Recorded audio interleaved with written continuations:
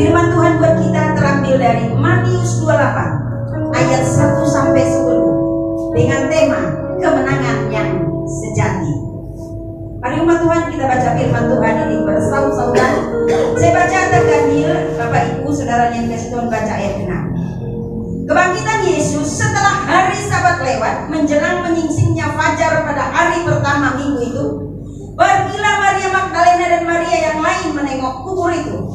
Maka terjadilah gempa bumi yang hebat, setelah seorang malaikat Tuhan turun dari langit dan datang ke batu itu dan menggulingkannya lalu duduk di atasnya. Wajahnya bagaikan kilat dan pakaiannya putih bagaikan salju. Dan penjaga-penjaga itu marah ketakutan dan menjadi seperti orang-orang mati. Akan tetapi malaikat itu berkata kepada perempuan-perempuan itu, janganlah kamu takut, sebab aku tahu kamu mencari Yesus yang disalibkan itu. Dia tidak ada di sini, sebab dia telah bangkit, sama seperti yang telah dikatakannya. Mari kita datang kepada dia berbaring. Dan segeralah pergi dan katakanlah kepada murid-muridnya bahwa ia telah bangkit dari antara mati. Ia mendahului kamu ke Galilea, di sana kamu akan melihat dia.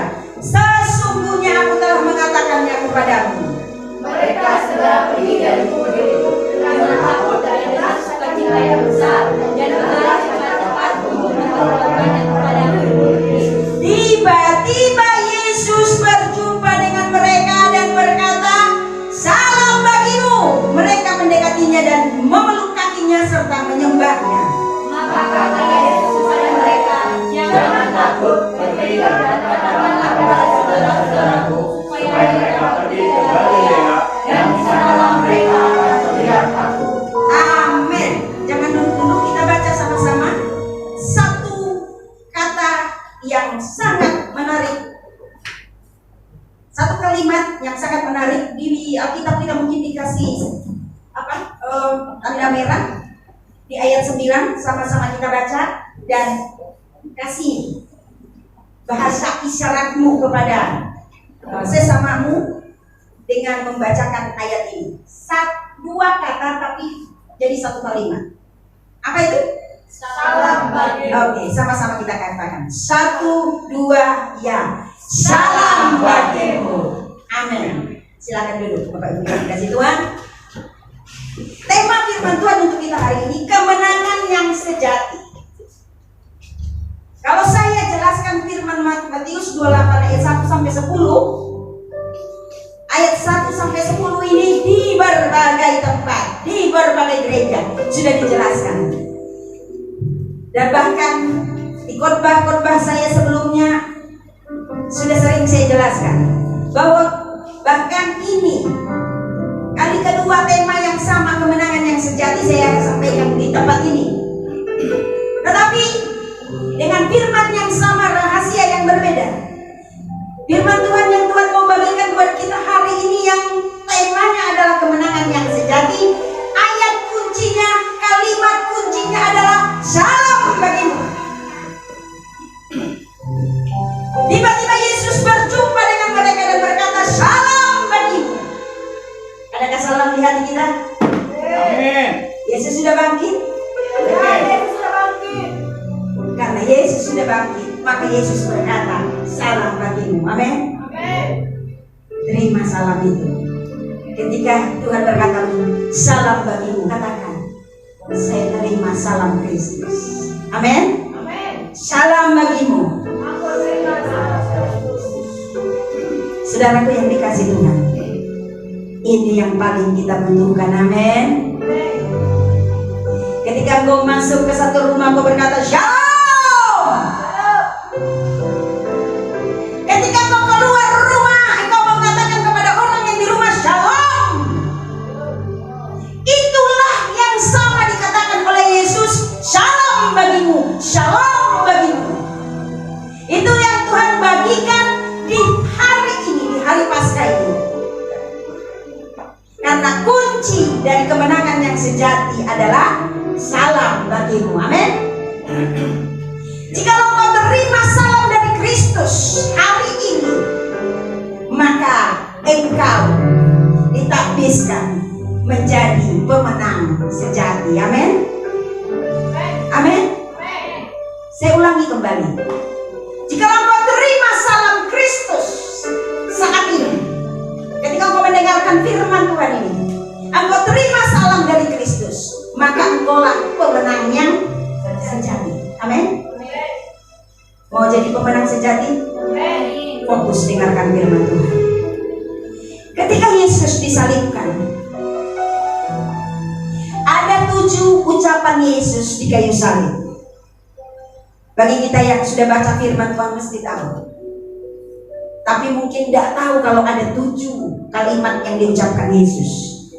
Apa itu 7 ucapan Yesus? Ketika dia naik ke kayu salib, dia berkata, "Ya Bapa."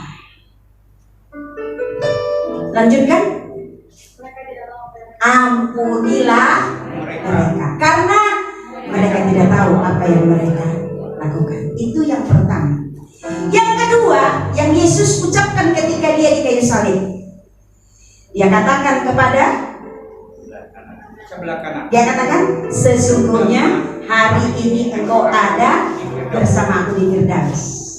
Itu diucapkan ketika dia ada di kayu salib. Yang ketiga, Yesus berkata,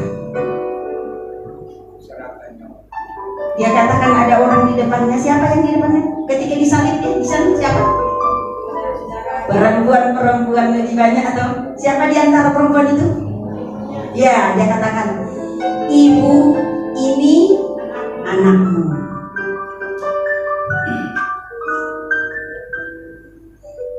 Yesus berkata, "Ibu, inilah anakmu." Setelah itu Yesus berkata, wah, sangat sakit sekali. Sampai dia berkata, "Eloi, Eloi, lama sabachthani." Artinya, "Allahku, Allahku, mengapa kau meninggalkan aku?" Yang kelima, Yesus katakan, "Aku haus." Yang keenam, siapa yang tahu Yesus bilang apa? Firman Tuhan kemarin minggu, sudah selesai, finish. Dan yang keenam, Yesus berkata, "Ya Bapa, kuserahkan nyawaku di tangan-Mu." Amin. Ada berapa yang Yesus ucapkan kalimat ketika di kayu salib? 7. Tapi ketika Yesus bangkit, ada ucapan jitu yang Yesus sampaikan kepada orang-orang yang dicintai. Dia katakan apa? "Salam bagimu." Mengapa Yesus mengatakan salam? Karena memang itu yang dibutuhkan. Amin. Apa arti shalom? Artinya salam damai sejahtera. Tetapi saudaraku yang dikasihi Tuhan, ada banyak orang yang menjadikan bahasa shalom itu adalah bahasa biasa. Hatinya penuh dengan kejengkelan, hatinya penuh dengan kebencian, hatinya penuh dengan rasa dongkol, hatinya penuh dengan kepahitan, hatinya penuh dengan kebencian demi kebencian. Tetapi tetap dia berkata, "Shalom."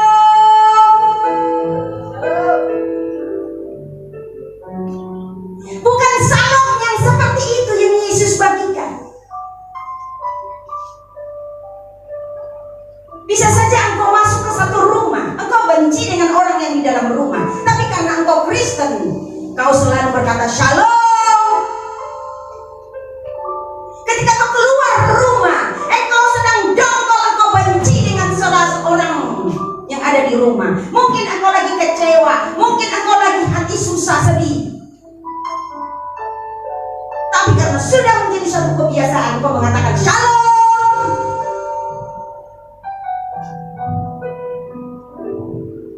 Mengapa?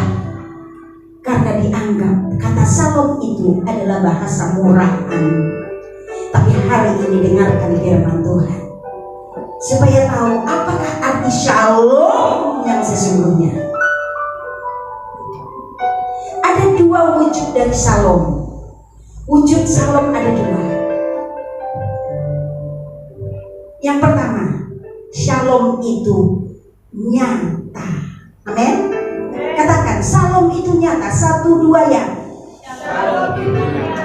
Kalau engkau berani mengucapkan kata shalom, di sini harus ada shalom. Kalau di sini tidak ada shalom, percuma ucapan shalom, percuma senyummu di depan gereja menyambut umat Tuhan mau masuk ke tempat ibadah, ke gereja. Tapi kalau di sini tidak ada shalom, engkau bukan pemenang sejati. Pastikan dulu di sini ada shalom, baru katakan shalom. Amin.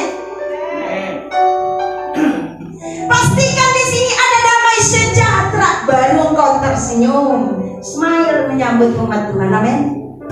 Pastikan di sini ada shalom, baru kau ambil bagian pelayanan pekerjaan Tuhan. Amin. Jangan munafik, tebar pesona, senyum sana senyum sini, padahal hatinya tidak damai. Berdamai dulu dengan diri sendiri, berdamai dengan Allah. Amin. Ada 2 wujud dari shalom. Yang pertama tadi bentuknya nyata. Yang kedua, shalom itu bentuknya permanen. Amin. Katakan sama-sama, shalom itu bentuknya permanen. 1, 2 ya. Shalom itu bentuknya permanen. Permanen. Apa artinya permanen? Tetap, tidak labil.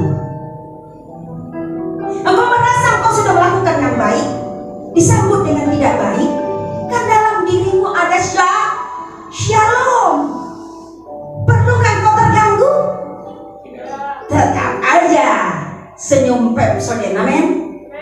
Karena di sini ada shalom. Kalau di sini tidak ada shalom, engkau benar tapi diperlakukan tidak baik, engkau akan menggerutu, memberontak. Apalagi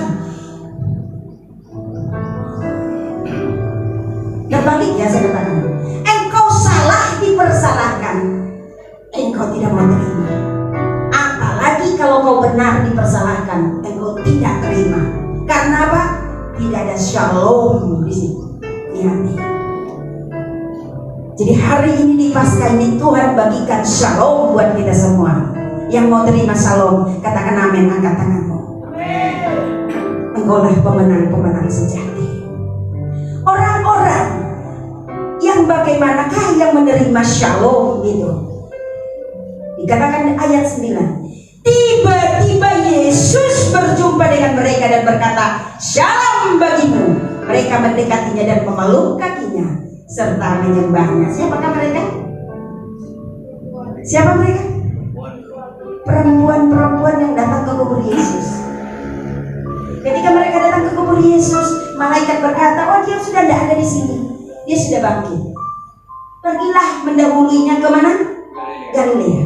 Sedang di perjalanan Yesus bertemu dengan mereka. Jadi siapa orang yang sudah menerima shalom? Itu orang-orang yang sudah mengalami perjumpaan pribadi dengan Yesus. Amin. Orang yang sudah mengalami perjumpaan pribadi dengan Yesus, shalomnya permanen. Katakan amin.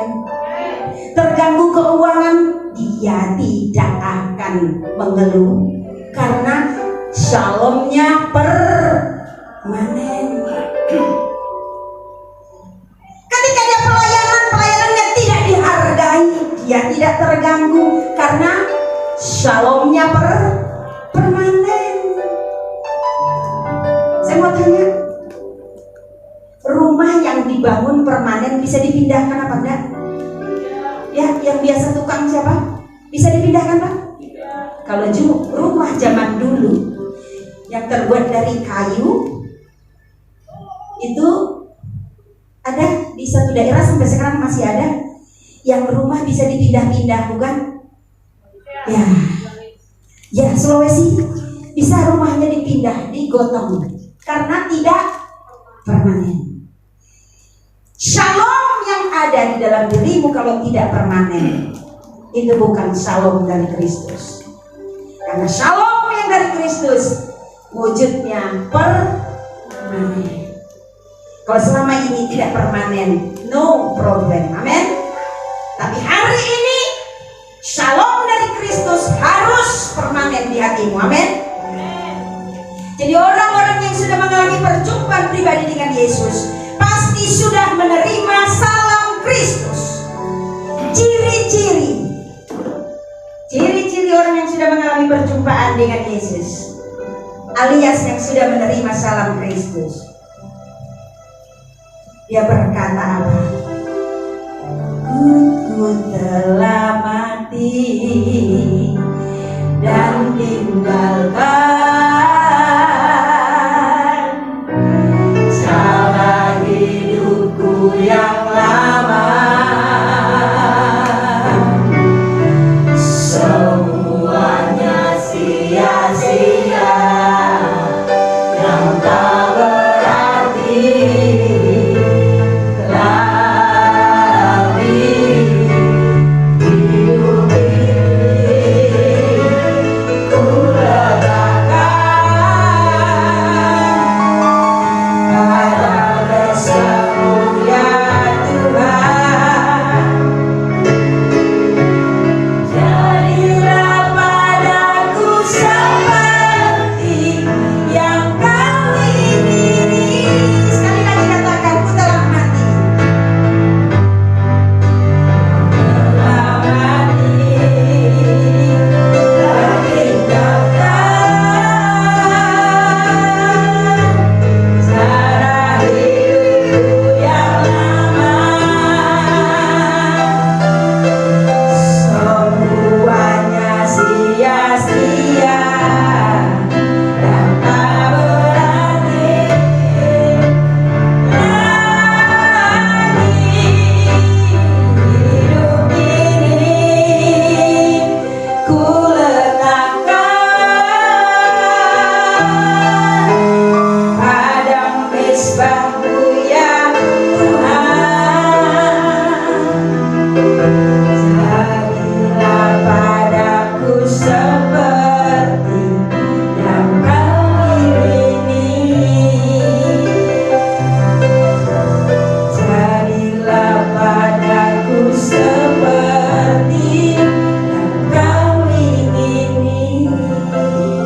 Inilah orang yang mengalami perjumpaan pribadi dengan Yesus. Dia terima shalom dari Kristus. Sehingga apa yang terjadi dikatakan di ayat 6, Ia tidak ada di sini sebab Ia telah bangkit, sama seperti yang telah dikatakannya. Mari lihatlah tempat Ia berbaring. Tempat Yesus berbaring, ada apa dengan tempat Yesus yang berbaring? Kosong. Baca Filipi 2 ayat 7. Ini yang dimaksud kosong itu. Salah seorang baca Filipi 2 ayat 7. Inilah yang dimaksud dengan kosong. Melainkan telah mengosongkan dirinya sendiri dan mengambil rupa seorang hamba dan menjadi sama dengan manusia. Jadi orang yang mengalami perjumpaan pribadi dengan Yesus, Yesus bangkit, bangkit, kuburnya Kosong. bila dihubungkan dengan Filipi 2 ayat 7, kosong artinya apa? Rupa seorang hamba. Kosong artinya apa? Melupakan dirinya, mengosongkan dirinya, membuang egonya, membuang egoisannya, membuang harga dirinya. Yesus tidak peduli harga dirinya.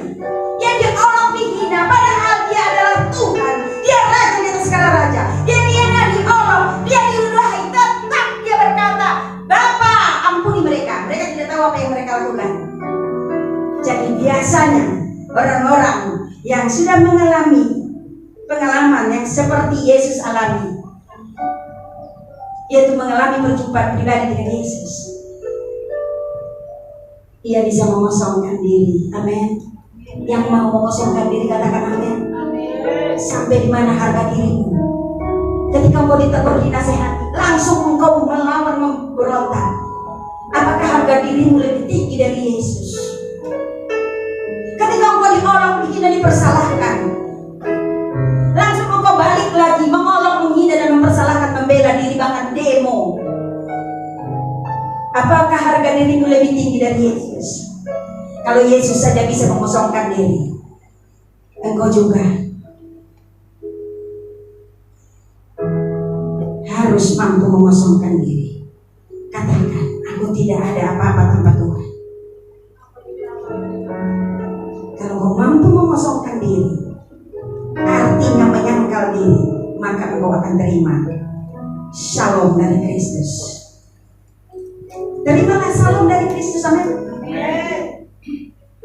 Jadi ciri-ciri orang yang sudah terima shalom dari Kristus, yang sudah mengalami perjumpaan dari Kristus dengan Kristus, dia mampu mengosongkan diri, mampu menyangkal diri, dan gaya hidupnya selalu rendah hati, gak gaya hidup orang berontak. Saudara yang dikasih Tuhan, saya pengalamannya lagi dalam pelayanan, wow, disenggol pelayanan, bahkan sudah siap ambil bagian pelayanan, diambil alih. Padahal itu sama-sama orang yang tahu firman Tuhan, tapi tetap katakan apa?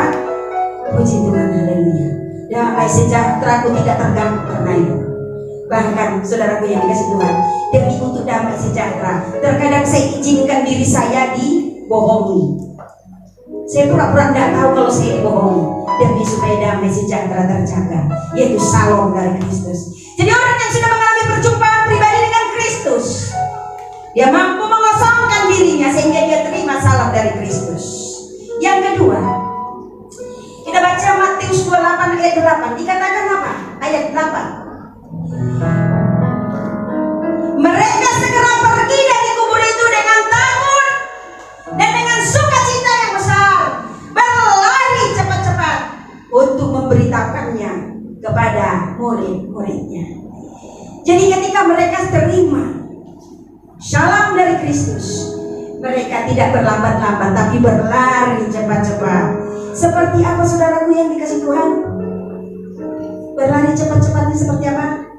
Ku kan terbang tinggi bagai raja wali dan melayang tinggi dalam kemuliaan, biar bumi bergoncang dan badai menerpa. Katakan, ku kan terbang tinggi bersama Dia. Katakan lagi, ku kan terbang tinggi bagai raja wali dan melayang tinggi dalam kemuliaannya, biar bumi bergoncang dan badai menerpa. Bukan terbang tinggi bersama. Katakan, bukan terbang tinggi. Bukan terbang tinggi bersama Dia. Katakan lagi bersama Yesus. Bukan terbang tinggi bersama Yesus. Amin. Walau badai menerpa, kekeringan menyerang, tapi ku kan terbang tinggi. Kenapa? Karena sudah berjumpa dengan Yesus. Amin. Amin. Shalom dari Kristus ada di sini. Amin. Anak-anak muda, telat kiriman dari orang tua, tetap shalom. Amin.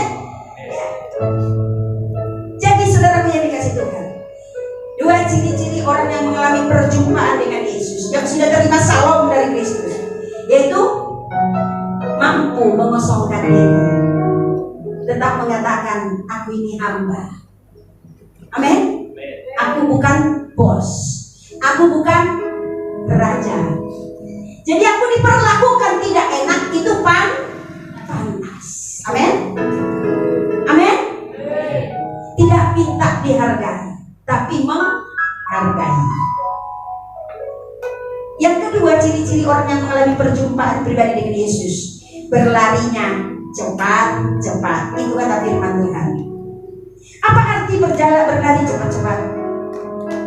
Ayat terakhir 1 Korintus 15 ayat 57 dikatakan, tetapi syukur kepada Allah yang telah memberikan kepada kita kemenangan oleh Yesus Kristus Tuhan kita. Mengapa kita berlari cepat-cepat? Orang yang berlari cepat-cepat adalah orang yang tahu bersyukur karena Tuhan sudah berikan dia kemenangan. Amin. Engkau sudah terima kemenangan? Engkau terima kemenangan Paskah? Kuasa kebangkitan? Amin. Mulai hari ini gerakmu cepat. Amin. Amin. Bersihkan tempat ibadah, jangan lama-lama. Membersihkannya sebentar tapi hasilnya maksimal. Amin. Seperti pepatah orang dunia berkata, sekali mendayung 2-3 pulau 10 pulau dilampaui. Tuhan suruh berjalan 5 mil, berjalan 10 mil. Disuruh berjalan 10 mil, berjalan berapa? 1 mil? Minimalnya 2 kali 5. Berapa? 20 mil. Itu artinya lari cepat-cepat. Tapi di sini dikatakan di firman Tuhan ini, dikatakan di ayat 8, mereka segera pergi dari kubur itu dengan takut dan gentar, dengan sukacita yang besar, dan berlari cepat-cepat untuk memberitahukan kepada murid-murid Yesus. Apa yang diberitahukan di ayat 10? Pergi dan katakan kepada saudara-saudaraku supaya mereka pergi ke Galilea, dan di sanalah mereka akan melihat aku. Jadi artinya bergerak cepat, berlari cepat-cepat artinya apa? Bawa shalom dari Kristus, bagikan kepada yang lain. Amin. Jangan egois. Berlari cepat, sampaikan salam Kristus kepada yang lain. Arti dari berlari cepat-cepat yang lain adalah berkarya, bukan mengkritik. Katakan 1-2 ya. Berarti kamu akan siap berkarya, bukan mengkritik. Amin. Jadi yang Tuhan mau kita berkarya dong. Cepat-cepat buat karyamu untuk kemuliaan bagi nama Tuhan. Jangan taunya mengkritik. Seperti nonton bola. Wah, kok nggak gol? Ya, itu aja nggak gol katanya. Padahal kalau dia jadi pemain tendang bola aja nggak bisa. Ya biasanya yang paling berisik siapa? Penonton. Jangan mau jadi penonton. Jadilah pemain. Berkarya untuk kemuliaan nama Tuhan. Amin. Mau jadi pemain? Pemain pelayan di ladang Tuhan? Ya. Tuhan akan bantu tolong supaya pelayananmu gol. Golnya apa? Tuayan jiwa-jiwa. Amin. Berkarya bukan mengkritik, bukan terima jadi, bukan cari zona nyaman, tetapi menciptakan kenyamanan, bukan cari zona nyaman. Kalau cari zona nyaman, maunya duduk manis orang lain yang bekerja, dia yang terima hasil. Tiba-tiba nanti pas ada perform dia hadir. Tapi kalau mau turun ke lapangan cari jiwa, dia tidak mau. Yang capek-capek tidak mau. Amin. Semua yang ada di ruang ini siap capek? Siap capek? Jadi berjanji kan, mulai sekarang jangan terima jadi. Amin. Amin. Sebelum mulai ibadah, minimal yang kau ambil sapu. Amin. Minimal yang kau bantu untuk menyusun kursi. Minimal yang kau bantu untuk menyiapkan sound, menyiapkan mic. Minimal yang kau bantu bagikan air minum kepada yang membutuhkan. Jangan terima jadi. Karena Tuhan bilang harus berlari cepat-cepat. Berlari cepat-cepat artinya membangun, bukan merusak. Jadi apa arti dari berlari cepat-cepat? Arti rohani dari berlari cepat-cepat adalah membawa damai. Amin. Siap bawa damai? Orang-orang yang sudah mengalami perjumpaan dengan Kristus pasti selalu membawa damai. Ada 3 hal dalam damai. Yang pertama adalah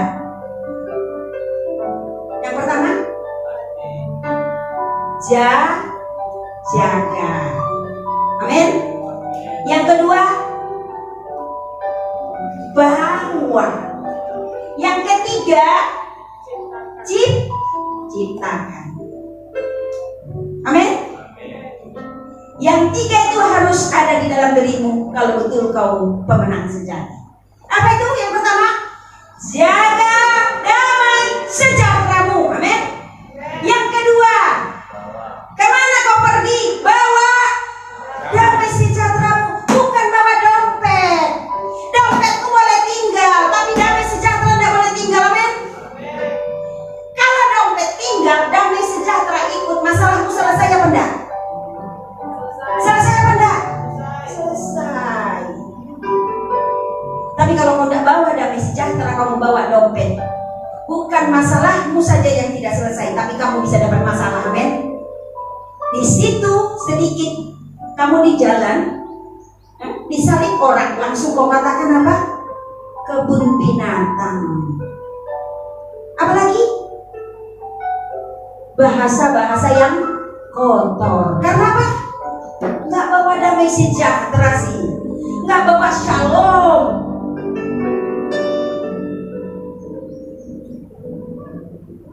Jadi bawa damai sejahtera kemana kau pergi. Amin. Yang ketiga adalah ciptakan damai sejahtera. Misal kau pergi ke satu tempat, orang lagi bertengkar, jangan jadi bensin. Amin. Tapi jadilah air, yaitu pencipta damai sejahtera. Ketika engkau berucap berkata-kata, orang yang lagi bertengkar jadi berdamai, berarti engkau menciptakan damai sejahtera di tempat itu. Amin. Siap menjadi pembawa damai?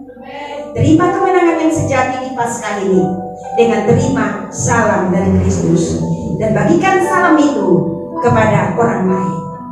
Karena pemenang yang sejati adalah orang yang di dalam dirinya ada shalom. Amin. Katakan pada dirimu, akulah pemenang sejati. Pemenang sejati adalah jika di dalam dirinya damai sejahtera tetap terjaga. Itulah pemenang sejati. Yang kedua, jika kehadiranmu membawa damai sejahtera, maka kamulah pemenang sejati. Yang ketiga, jika di situasi yang ruwet engkau bisa menciptakan damai, kamulah pemenang sejati. Siapkah kita menjadi pemenang sejati? Terima salam dari Kristus dan bawa salam dari Kristus itu bagikan kepada yang lain.